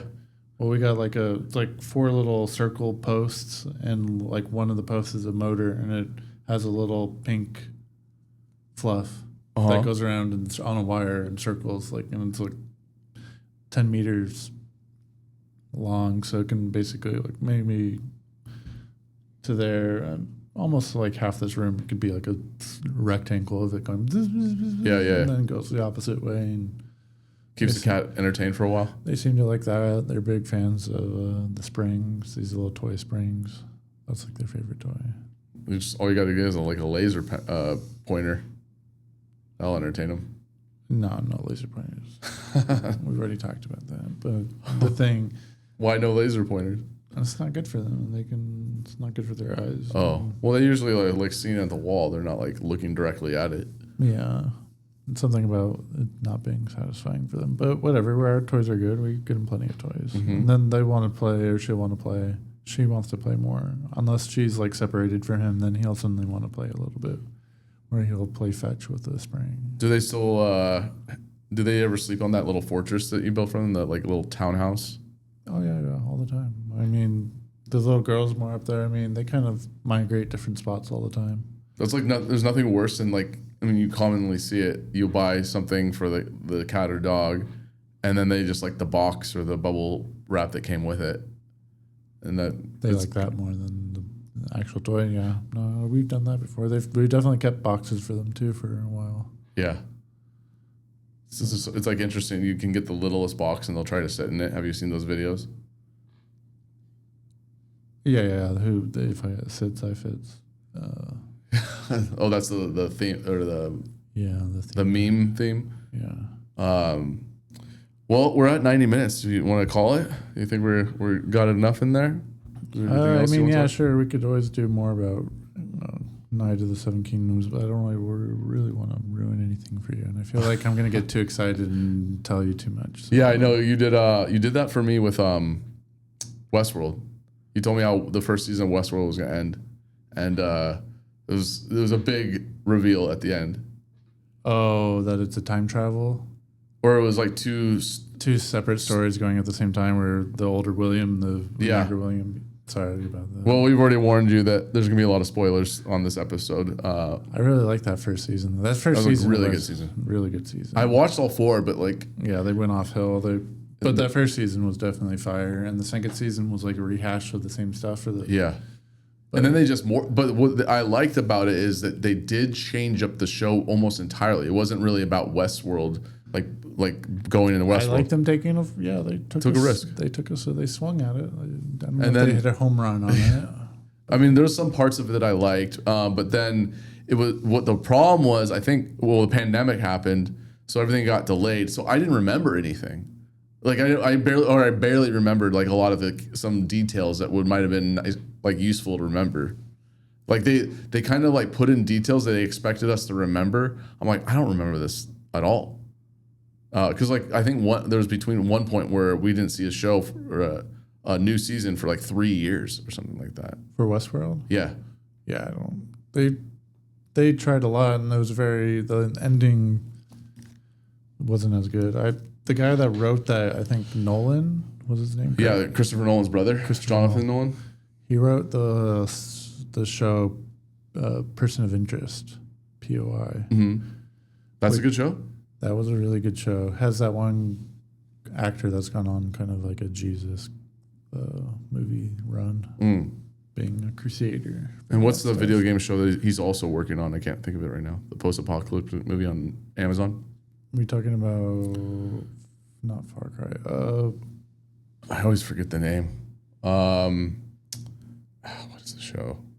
I watched it. I mean, I watched most of it. What's it? I watched the show. I love it. Fallout. Yeah. He's also working, I think, with the same gal, Lisa Joy or whatever her name is. I think they might be married or something like that. But like they are working on. They do that show together, I think. Yeah, I did a pretty good. That show was pretty good. I think I still have 2 episodes, but I don't think Diane liked it as much because it was kind of scary. So we didn't really watch it too much. Or watch the last 2 episodes. Scary. Well, I guess there's some brutality. It's like monsters and stuff like that. Yeah. But yeah, it can be quite brutalic. I mean, yeah, the show's so good though. It's so good. Yeah, it was a good show. Fallout 4 was pretty good. I went every time I hear about that, I go deeper into the lore, and that's another show you can go deep into the lore, kind of like Game of Thrones. Yeah, Drew, he obsessed over Fallout, said the show's great. Yeah, he said he beat the game a couple times. I was like, I didn't beat it once, but I did play. But it's like one of those character and kind of ruined the game for myself. But. Oh yeah, speaking of games, there's a game coming out this week, Crimson Desert. I'm going to be playing that. What's that one about? It's because I was playing Call of Duty and it has like this whole like the advanced tech, and they have a new map and everything. And I appreciated the gameplay of the multiplayer that they have now of Black Ops 7, but I'm just like I think I'm worn out from it. I'm burnt out on the whole BR scene or BRs in general. They're too. I mean, I'm just. I play with you guys, and you guys are all a lot better than me at this point. Me not playing it. I haven't played in a while, so I suck now. Thanks a lot, Game of Thrones. You get better at it. I feel quicker. I feel like I reach a limit. It takes me a while to really break that limit, like a couple months of actually playing it. Mm-hmm. I can get good, but I'm just not there. And the other people, I don't want to get into drama, but I can't keep up with everybody. So there's a game I'm waiting for that's under the same makers of Last of Us and Uncharted that they're working on, and it's all in space. So I'm not entirely sure if I'm going to like it because I like a game that has more rawness. Like Last of Us Last of Us 2 is probably one of my favorite games of all time. There's an Expanse game coming out. Apparently, it's on Steam. I don't know what's going to come Not out. a Game of Thrones game? If the makers of KCD made a Game of Thrones game, I think they could do a really good job. What's the name of this new game you're talking about? Crimson Desert. Yeah, look at the little video for it. It looks like it has some cool graphics. It looks like Breath of the Wild, but a bit more like a mature content than Breath of the Wild. Breath of the Wild is a really good game. I don't know if you saw that. What kind of game? It looks like a Game of Thrones style game in a way. Yeah, kind of maybe Zelda-ish with a little bit of Final Fantasy, but not like more like a open world. Dark Souls-ish game. That's maybe what they're saying. I don't know. It looks cool.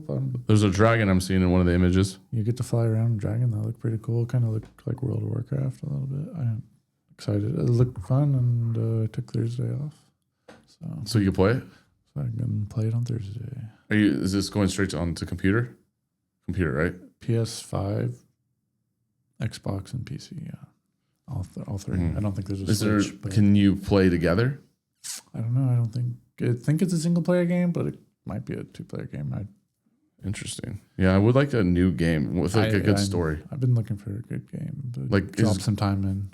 I played a lot of World of Warcraft, but my crew isn't really all playing, so it's like I basically need to find a new crew, and I don't know if I want to do that in World of Warcraft again. I've done it multiple times. I can do it again if I really need to, but I just don't feel like I'm all in at the moment. Ghosts of what's his name? That Tsushima. That looks cool, and I think that might have a good story. And then there's another one, a new one coming out. Yep, those looked interesting. I'd never played them. I guess I could always look into it, but it was with what's his name, Norman from Walking Dead. Oh, okay. Norman Reed. Norman Reed. Okay. Yeah. I mean, still like my favorite is Last of Us. The story, it had a rawness. It didn't sometimes I don't know if I like futuristic stuff.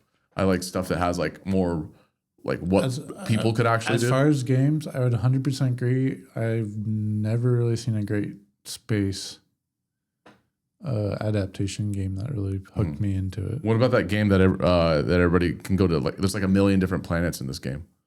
There's like No Man's Sky, which is probably the more popular one. There's like EVE Online. I played EVE Online back in the day when I was 20 years old, and I never I played No Man's Sky when it came out, but that was a notoriously bad game when it first came out. But they've got the history. They're like the one game that everybody points to. You can make a good game if you come out with a bad one. Well, didn't that happen with that game that was like all hype? What do you call it? Keanu Reeves plays like a character in it. Cyberpunk. Yeah, Cyberpunk. I agree. That also had a bad start, but now it's like a rave. Everybody rave reviews about it. And I played it, and I also agree. Very good game. That's like a definite playthrough. Is there like is there like a story, like a linear path you can take, or is there like a story involved? One of my favorite actually feature. No, it's like a GTA storyline, like open city. Okay. Cars, motorcycles, but there's the cyberpunk parts and. Looks cool. No, it looked like a cool game to play. It's definitely, it was definitely a good playthrough. I did that last year. One of my good game playthroughs. I mean, one of my favorites was Spider-Man. Spider-Man 2 was awesome. Yeah. Still never got the Spider-Man one back. Imran. You lent out a game. Yeah, 10 years ago. I lent it and I never saw it again. Wait, not to me, right? No, it was to this guy Imran, and then he quit, and I never talked to him. I could have gotten it back, or at least tried to. It's not a big deal. Nothing. Imran, where are you? I'll find you. Give me my game back. Yeah. Imran never play again. We played. I mean, it's an okay game. It was a good game, but I don't see myself replaying it. The second one was awesome. Or I play as another game I haven't beat, another Spider-Man game I haven't beaten like that, rather than replaying that. Well, that's like also considered an open world game. Yeah, that definitely was a good game. I like the travel method and stuff. Are you gonna ever get into the Raiders game? Arc Raiders? I mean, if we wanted to all do it, I could download it. It's a survival extractor. It's a kind of almost Escape from Tarkov. Yeah, I mean, I would like a game where we could play again online together again. I mean, we could always. We need to evolve our gaming. We can't be stuck on one game. That's my only. I'm a multi-gamer. I get over a game in 2 to 3 months, and I'll be back on that game in a year. But I need time. I know. I get it. I need something different. I'm getting burnt out on WoW. After maybe a 2-month push. But what's impressive is you've been playing WoW for what, 20 years? Well, I took like a 10-year, 15-year hiatus. Oh, really? Okay. I played it when it came out, and then I never had a computer that was decent enough capable to handle it, to play it. And also, I didn't have the Starbucks was a terrible for function or doing stuff based around schedules and stuff like that because it was always so random. And I don't know. I needed a break back then too from World of Warcraft. I played so much of it. I needed a break from it. Just how I am. I go from game to game. I played a lot of games last year. Yeah, I haven't had. I mean, Game of Thrones definitely sucked up a lot of my time, but it was nice to break away from like that weird feeling of wanting to play Call of Duty, and now I'm like, I was playing it today just to try it out, and I was just like, I'm just not feeling it right now. I did burn myself out, and I'm glad I'm kind of like not feeling like I want to play it right now. Yeah, I mean, if we could all find a game that we could agree on that. I mean, Sparky mentioned he wanted to play, what was it, the other BR game, Fortnite. I was like, no. I said I would, but I never got the battle royale. It's a battle royale game. Like I need something else. It's like the same genre, so too close to each other. Yeah, and then there's like, I mean, at least Arc Raiders is a little bit different. Yeah, it's an It's more an extraction game rather than. There's also a PVE element to it that can be fun. What's funny is Call of Duty tried to do that, but it just didn't work. Yeah, we played it once, and I never. There's one thing's about it's like playing PvP Tarkov. I never did that. It's like you play a game and you just kind of randomly get shot and killed, and you're not really. But doesn't that happen in Tarkov? If you play PvE, it's less. What's PvE mean? It's just player versus computers, basically. Oh, okay. There's a whole mode that you can do that, and the computers are different. Definitely can be difficult. You definitely can die, but you can definitely go on like a 50 kill streak. And the thing about I know that they did like the newbie. What was it? There was like a version of the BR that was like a newbie version, or like a new player version, where there's like mostly bots, and even that was like casual. It's like bot, sweaty player, bot, and just dealing with one sweaty player is enough. I happen to enjoy casual because I am a casual player. Yeah, it's not about that. It's about the people that are sweats that are. I know you get that random sweat that like. Yeah, I know. I understand. I'm like, why are you here? Like, go play. Like you could see that their skill set was quite advanced. Like, why aren't you just playing it in the normal round format? But yeah, there's a ton of games out there. We should. Yeah, we'll look into a game that we can both like go online together and play together because I think that'd be cool. You could be whatever as long as it's not too sweaty. Or at least we're all in the same place. We're not like all like. I guess me trying to get you into games I'm good at is kind of me doing the same thing. But like just like if we're not all. There's got to be like a game where it's like has like you don't have to invest too much in. There's not like you don't have to get your weapons build up. You don't have to learn. There's not a big a massive learning curve. There's got to be a game like that where you can just enjoy. We go on some weird adventure somewhere in some random thing, and maybe it could be like a campaign mode, but there's something like different. Yeah, there's different video game experiences out there that we can have. There's got to be like a Diablo thing. Even if we maybe did a Diablo thing, I think did we do that once, or was that Diablo 4? Yeah, or was that just? I think we tried to get Steve involved. Yeah, we never really pursued it. We never really. I think we tried it once or something, and then, like we didn't get around to doing it more. I had fun with that game. I destroyed with that one. I think it was the troll, barbarian guy. Yeah, the barbarian guy. Yeah. Yeah. Escape from Tarkov. I actually got to the point where I'm on the mission where I can do the escape, but the people I was playing with pretty much quit, and I never did the escape. Oh, there's a mission that you escape. Basically, Escape from Tarkov has been built around. There's been this one map called Terminal, but it's never been able to be. It's never been in the game. It was basically recently made, but the story is that you help all these people and you eventually escape. And this is like a new and different map with different bots and different like stuff that you can get that you won't see in the other maps, but you can only do it like once or something. What do you mean you only once? You die and then they never let you do it again? Well, you can reset, or you could just normally play the game, but you can't do that. I don't know what they're going to do with that, but there's this whole small map with a whole plot line of stuff that you have to do to escape, and then eventually it's like you escape. And I'm on that mission, which took a very long time, but I kind of grinded my friends, and then they kind of got bored and went to different games. So I don't know if I burnt my bridge there, but I kind of left their Discord because I made maybe 2 or 3 messages, and the guy that was like the main guy didn't post back or didn't even like it. I'm like, okay, there's an issue here. And then I let it be for a little bit. He never said anything, and I'm just like, okay, leave the Discord. That's just silently like Homer Simpson out, the gif where he goes into the bushes. Yeah, I don't want to be the guy that they're avoiding or anybody that's avoiding me or anything like that. Not that they were avoiding me. Or just kind of like phased out. Yeah, we kind of went our own ways, and hopefully everything's good. Everything me with the main. You just don't want to end up like what's his name, Leon, or what's his name that rushes in with the Game of Thrones chat.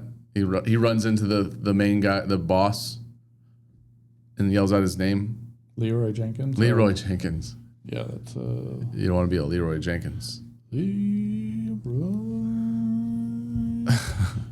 Jenkins. It's pretty. I still, from time to time, I like to watch that video. It's funny. All right, well, let's call this. I do want to get to bed soon, but dude, I'm really happy we did this, and we'll have to do another one, and we'll get Diane involved, and just hang out and shoot the shit. Yeah, it's good that we did this. Yeah, we could talk about House of the Dragons or and then also Night of the Seven Kingdoms. I'll probably have those done, within the month or two, or within not even a month, because I think I did all of Game of Thrones within a month. You could finish the rest of this in a 2-hour sit almost. I mean, Yeah, not that shorter far. episodes. You could finish that in one night. The rest of what you have if you're on episode 2. Yeah. All right. Well, ladies and gentlemen, that's a wrap. Go Jeff yourselves. Have a good night.